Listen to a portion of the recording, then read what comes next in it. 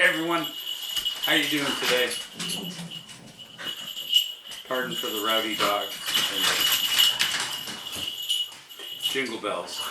That's the dogs. Maybe they'll come over and say hi. Anyways, I just wanted to show you what we're working on today. So this is a lesson I found on another YouTube channel about how to do some loose flowers.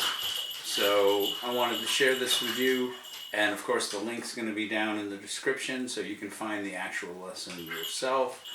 I hope you enjoy this. As always, give it a thumbs up if you liked it. Follow along or subscribe to the channel if you want to see more of this content. And if there's something specific you want to see, just leave it in the comments. So let's get right into the video.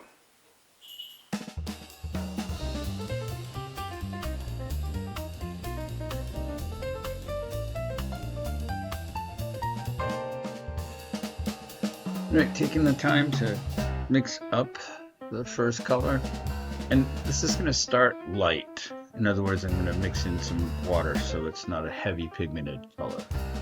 And then I'm just going to go with the wet paint right onto the dry paper.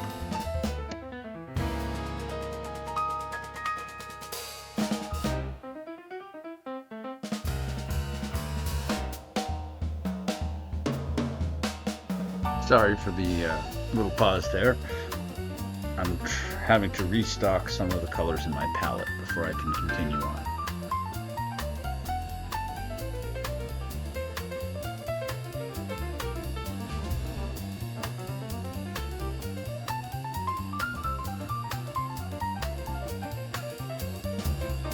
So I'm following along the sketch, just loosely.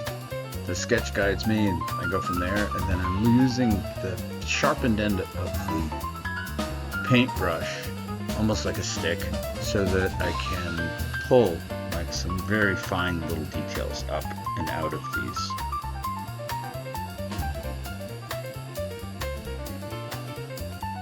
While this is still wet, or the paint is still wet, I'm adding a different color in,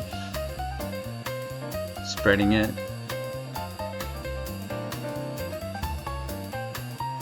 And then to keep things really loose, I'm just spattering some paint.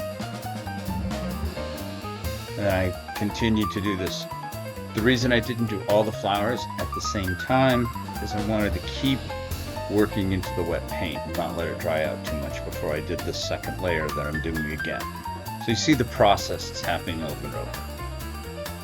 I'm going to change the color up for the pre-blooms. I'm sure there's a technical, scientific name or term for it, but I'm just saying the flowers before they completely open up.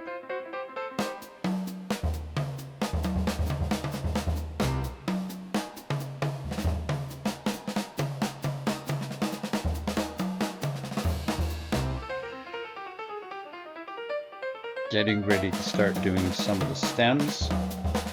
Right? You see that I'm not using colors right out of the palette. I like to mix the colors to make them something unique, frankly.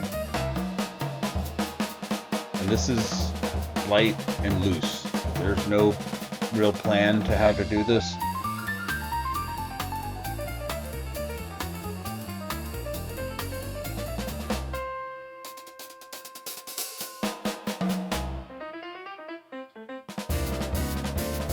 One thing I have noticed,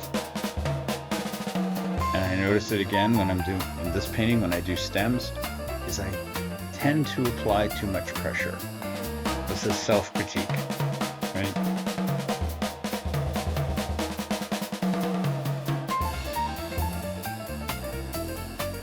Adding a different color or tone of green into the paint when it's still wet to give the stems some depth.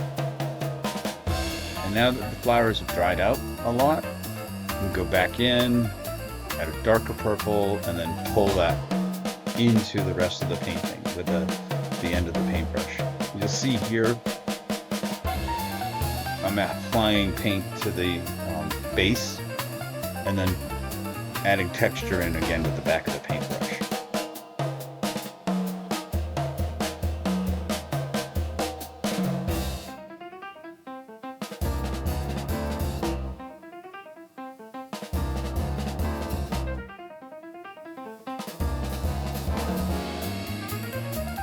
Obviously, starting the process over again with a couple of different blooms so that I can keep working on wet to wet.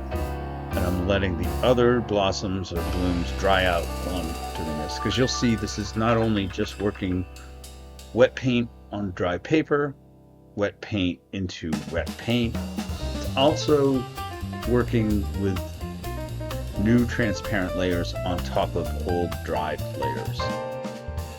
You'll see that in just a bit.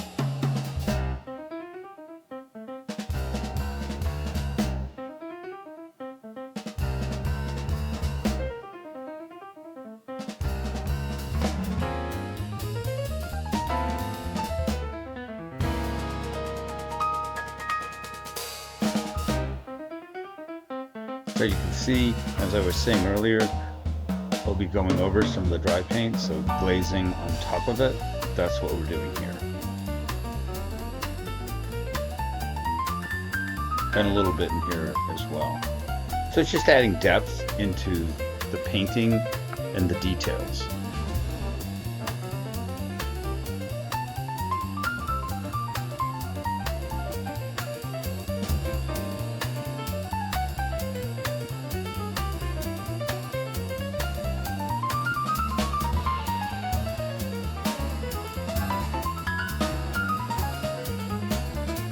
Going back and forth again, so doing a little bit of the flowers, going back and doing stems, right? Adding some detail into the stems, the base of the flower, going back and adding details into the actual flowers. I mean, it all has to do with which part of the painting is at the level of wetness or dryness, however the hell you want to say it, that I need it to be.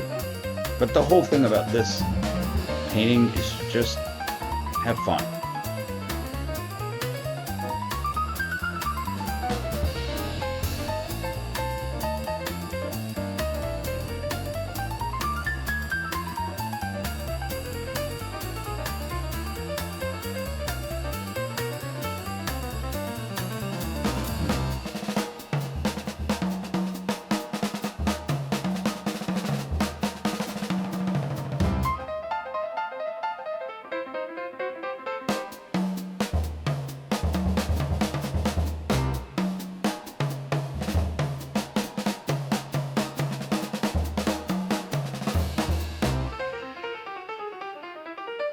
You see me going back and forth between painting and then using the sharp part of the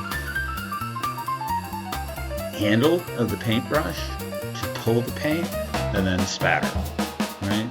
So it's all about moving, being loose, having a good time.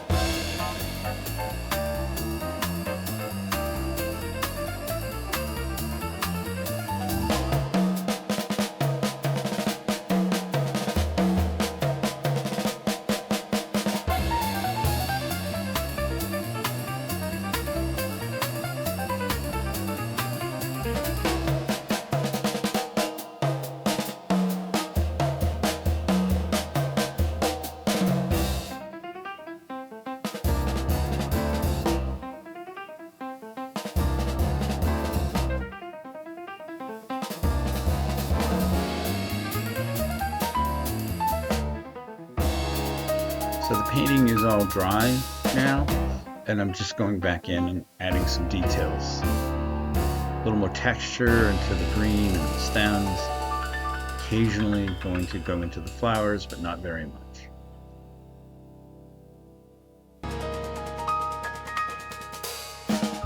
And when I do go in with the flowers, adding a new darker layer and density.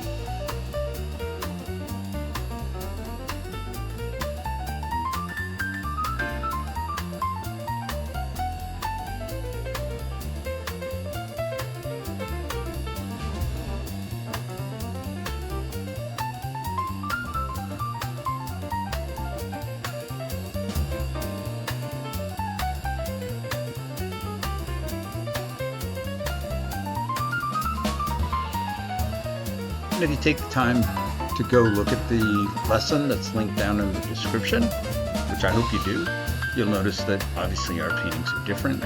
Everyone paints differently, and every painting anyone does, even if they're doing the same subject, is different than the last one.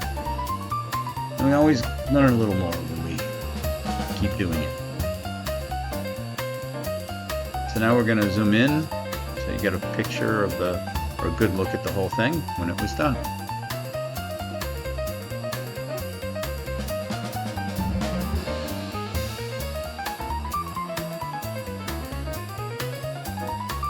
Hope this was useful for you guys.